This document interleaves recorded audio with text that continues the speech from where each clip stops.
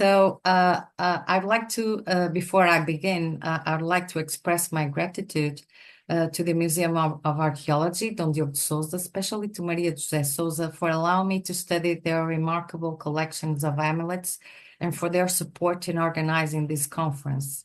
I would also like to thank several people who provided relevant information and photos about bells and amulets, namely Virgílio Correia and Vitor Dias from the National Museum of Coimbra, Nova Barreiro Martim, Carlos Fabião, César Figueiredo, Alexandre Gonçalves, Marisol Ferreira, and for last, Ana Ruiz, for sharing unpublished information about the excavation she's coordinating in Braga. So many thanks. Today, I will share my research on bell amulets and their apotropaic power through the sound. Bell amulets have played a fascinating role, particularly in ancient Rome. Bells have been associated with various symbolic meanings, often linked to their ability to produce sound.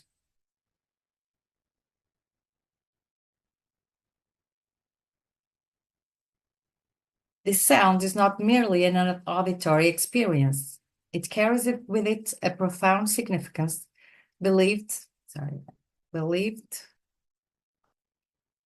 I never know what it.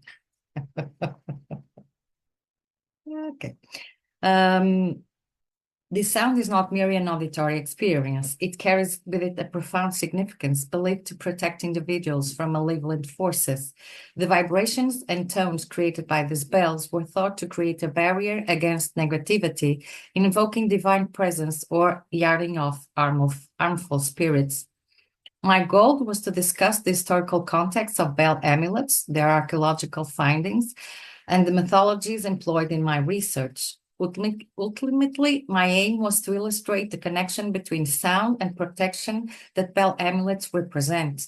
But unlike most of you, my own work remains in a very preliminary phase. So at this stage, I can only share the methodology I'm employing and some of the initial data I have gathered. The research has proven challenging, particularly due to the difficulty of finding Roman bells in Portugal and Spain. Additionally, accessing excavation reports for items housed in museums is difficult to obtain. But they are really important because they contain the necessary contextual information that is crucial for a more accurate understanding of the artifacts' purpose and function. So in my research, one of the significant challenge has been the translation of specific terms such as campainhas, sinos, and chocalhos into English. In Portuguese, there are several words that used to name these objects, and I believe that different names imply different practices and functions. For now, I'm studying the amulet collection at the Diogo de Sousa Museum. For this communication and the article, I've chosen to study the small bronze bells that are inventory and some of which are exhibit in the museum. There are 6 objects interpreted as idiophones, which come from 4 archaeological sites in the city of Braga: the northern area of the Roman baths, the old stables, the Domus of Carvalheiras, and the necropolis of Rua dos Caires. And for you to know, an idiophone is a musical instrument whose sound comes from its own vibration. Founded by the Emperor Augustus, Braga Augusta was an important administrative and economic center over many centuries, as demonstrated by its functions as the head of the Conventus Braga Augustanus, capital of the province of Galicia, and later capital of the Germanic kingdom of the Suevi. The Alto of the Savidade Baths, a Roman public building, were located in the central part of the highest platform of Colina da Cividade. After archaeological work, it was possible to conclude that this bathing space underwent several renovations over time since the moment it was built at the beginning of the 2nd century until the time when it ceased to be used at the end of the 4th century. I'd like to point out that Braga has been inhabited for 2,000 years and that besides the Roman remains, there are archaeological remains from many other periods. This could explain this object that, according to some authors, could be a medieval crottal bell. And I'd like to thank Michelle for giving this information. So indeed, after some research, the previous object is similar in this medieval crottal bell found in the UK. Crottal bells are also known as Roman bells, and they were used on animals and horse-drawn vehicles from the early medieval period, for example. So this bell was found in the same area of the Roman baths, and it is associated with Roman oil lamps and Roman pottery. In this specific case, the Domus of Carvalheiras is a good example of Braga Augusta private urban architecture. Located close to the Forum, this house was built in the Flavian period, having been renovated in the first half of the 2nd century and at the end of the 3rd, beginning of the 4th century. A bronze bell was found in the Domus. I would like to make it clear that at this moment, I do not have access to the excavation reports, and therefore I cannot determine the specific context. I only know the areas of the city from which the objects came. I'm sorry, my neighbors are making some noise. In the area of the old stables, it was found a domus, and in this place, it is where is located now the Museum Diogo to Sousa, and you can see one of the pictures of one of the musealized ruins. 2 bells were exhumated in this area, each of them being associated with materials from different Roman chronologies. During the work of installation of a telephone booth, it was discovered part of a wall and 3 graves. The excavation made it possible to identify a necropolis used for a very long period and which would be a part of Maximianus necropolis, where this bronze bell was found. So the small bronze bell was discovered during the emergency excavation in the eastern area of the ancient city of Braga Augusta, near what is now known as Largo Carlos Amarante. The bell was certificately found within fill layers over structures dating back to the 3rd and 4th centuries, as indicated by a coin unearthed from the foundation trench of an existing wall. And as you can see, the bell clapper is made of iron.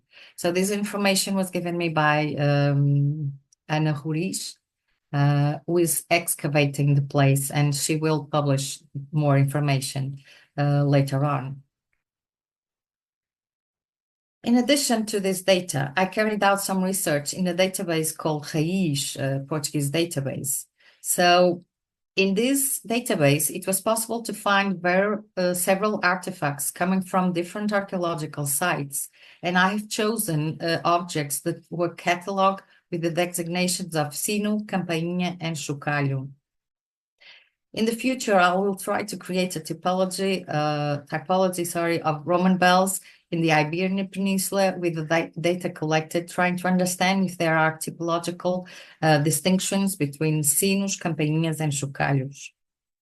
So in this case, this artifact originates from the Iron Age fort of Algada, nowadays interpreted as a sanctuary, and this tiny bell could have belonged to the small horse harness. So for now, I have to deal with information on this database, and I have to find out the specific context and the specific chronology.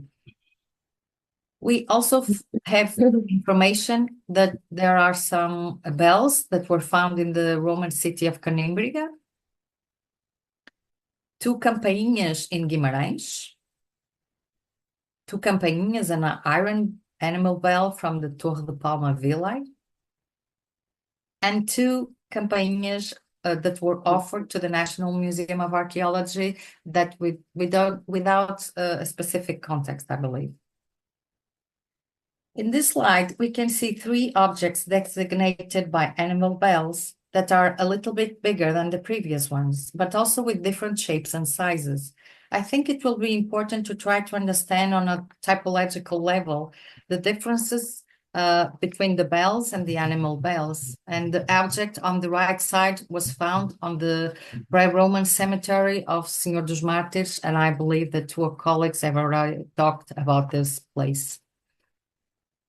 So a major challenge in this research is the difficulty of identifying the exact function of Roman bells or animal bells, particularly in terms of their classification as amulets.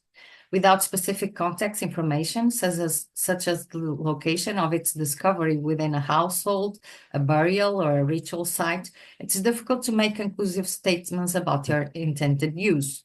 Nevertheless, we know objects indubitably interpret as amulets.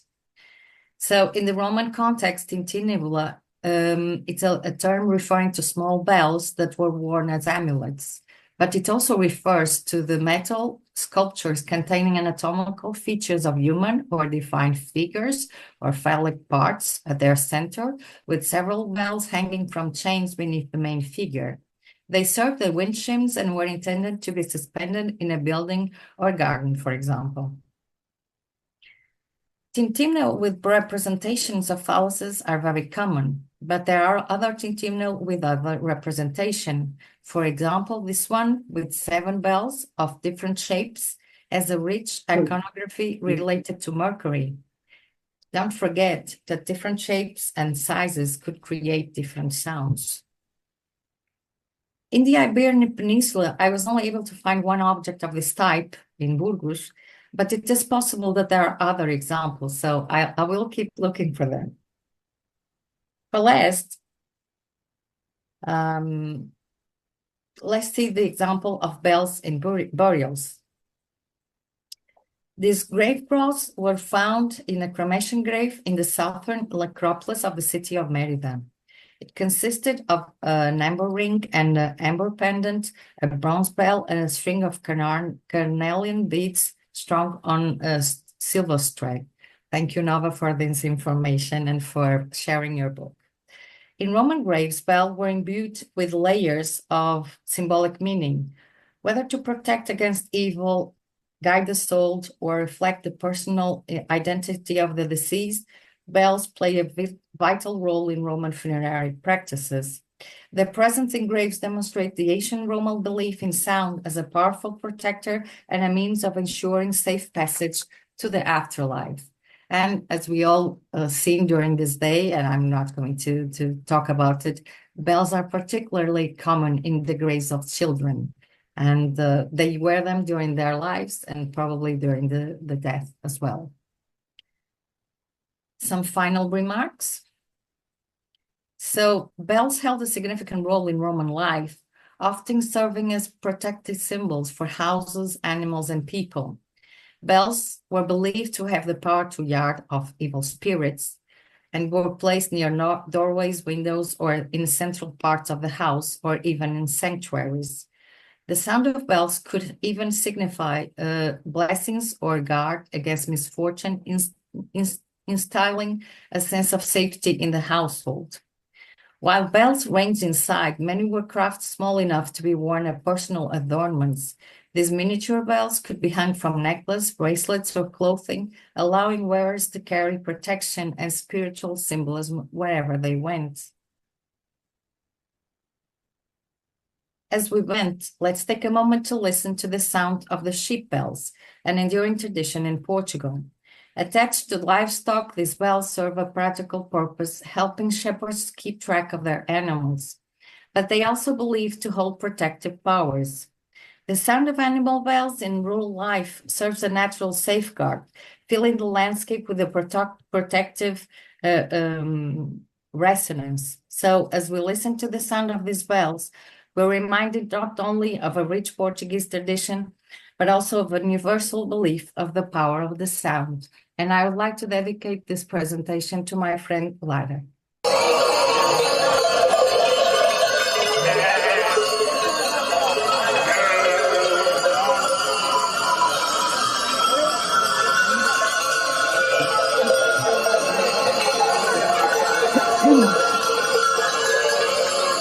Thank you for your attention.